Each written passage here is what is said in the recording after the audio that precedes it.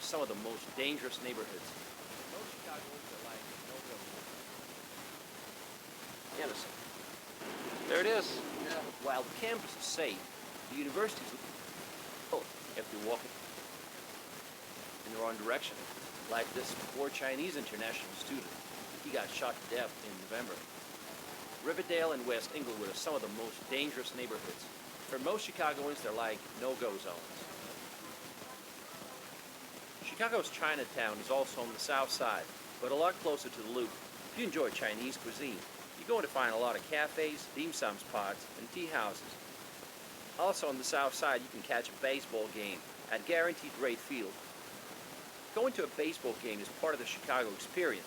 This is the home ballpark for Chicago White Sox, and you gotta try some amazing game food. I'm going to try a Chicago hot dog, and it's a foot long. I don't really know much about baseball, and it's a long game, but it was fun nonetheless. We had a blast. Go White Sox. And don't forget to visit the Museum of Science and Industry. You'll get to see German submarine U-505, models of cities and trains, and even the Marvel exhibit. Chicago is a popular tourist destination. 58 million people visited the city in 2018. In 2020, Chicago was ranked the 6th most walkable city in the United States after New York, San Francisco, Boston, Philadelphia, and Miami.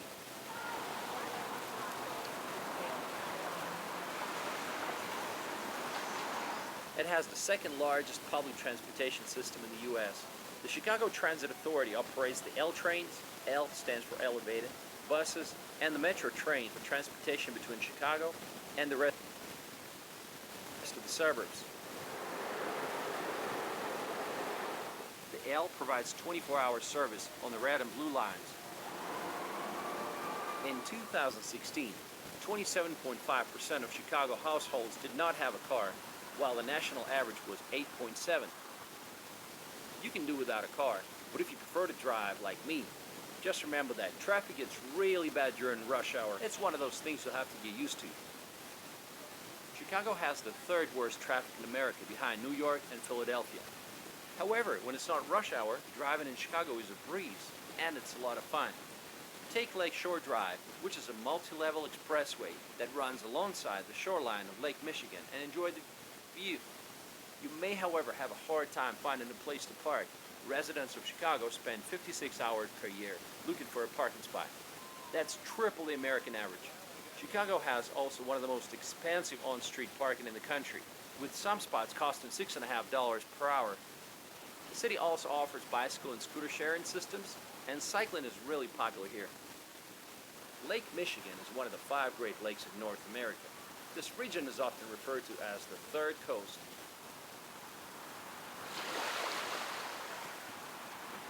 Let's try the water. Ooh, it's so chilly. After Florida, no comparison. The water is so clear, it's impressive. Love it. If there's ever a situation when you get extremely unlucky with the weather, that's going to be me in Chicago. And you see it's the 4th day and it's been raining constantly. I mean, look at the skyline. Oh boy. The water is so surprisingly blue that you might think you were in the Caribbean. The Chicago Lakefront Trail is an 18.5-mile long path for walking, jogging, skateboarding, and cycling.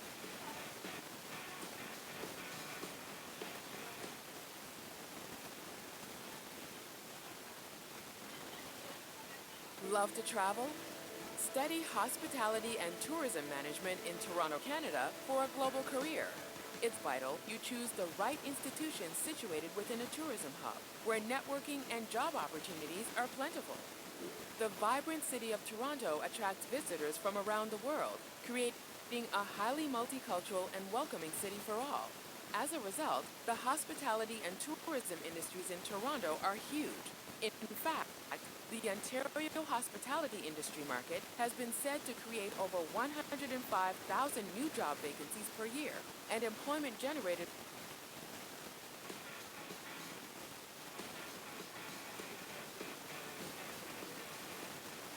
The city is a popular choice for students as well as graduates looking to start a career.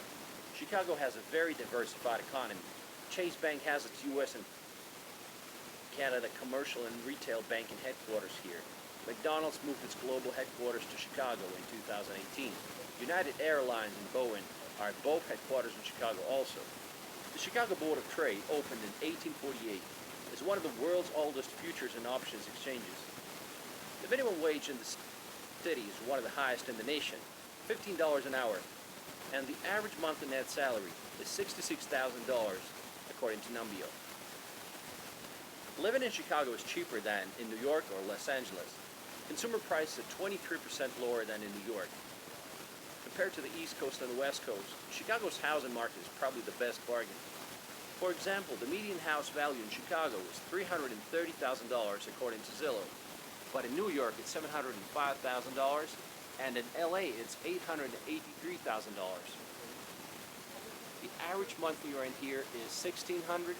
In New York it's $2,800, and in LA it's $2,600. If you're looking for a big city life, Chicago might give you more city for your dollar. What's your name? Sam, And you come from Northern Ireland? Yeah. Oh, cool. How long have you lived in Chicago? 12 months. Oh, that's good. What makes Chicago, say, better than other places? I'd say Chicago is very welcoming for me. Like, it's somewhere that it's always felt like I've been part of it my whole life since I arrived here. Everyone just kind of extended their gratitude, thanks, and anything they could do to kind of help me and get me set up here. So to me, I've been welcomed as though I was part of the city from I arrived. So I always thought that was pretty special for such a big place. Very nice. Are you studying? Are you working? I work as a software engineer. Any downsides to the city? The cold weather maybe in the winter. Colder than Northern Ireland? Definitely. Similar type of seasons, but much colder. Thanks, man. I love your dog, too. This is Russell. How you doing, buddy? Chicago is a fun city for those who love the visual arts, literature, theater, comedy and music, particularly jazz, blues, soul, hip-hop, and electronic dance music. Chicago has the third largest LGBTQ population in the United States. The Chicago Department of Health estimated that 7.5% of the adult population were LGBTQ. The Chicago Pride Parade, held the last Sunday in June, is one of the world's largest, with over 1 million people in attendance, and I happen to be in the city right at the time of the parade.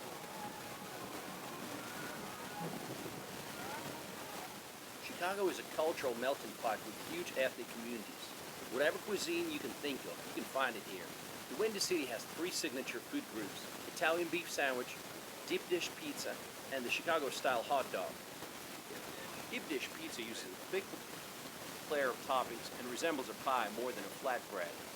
How often do you eat dip dish pizza versus thin crust? Chicago tends to be known for its deep dish pizza, but to be honest with you, I think it's more of a tourist thing than an actual resident thing. The Chicago-style hot dog is an all-beef frankfurter on a poppy seed with an array of toppings, and the Italian beef sandwich has thin slices of seasoned roast beef. Trying an Italian beef sandwich here at Portillo's down on Ontario Street here in downtown Chicago. And you could have a spicy or unspicy. We got peppers. Yes. I chose hot and sweet at the same time, so. But if you're looking for fine dining, Chicago has 24 Michelin stars restaurants. In Chicago, you can find cuisines from all over the world. We stopped at a Portuguese restaurant and got half a chicken, and it looks delicious. Well, we're sitting at a Georgian restaurant, and they got khachapuri lamb, which is like a stew, khachapuri, and of course, you gotta try some Georgian soda, green.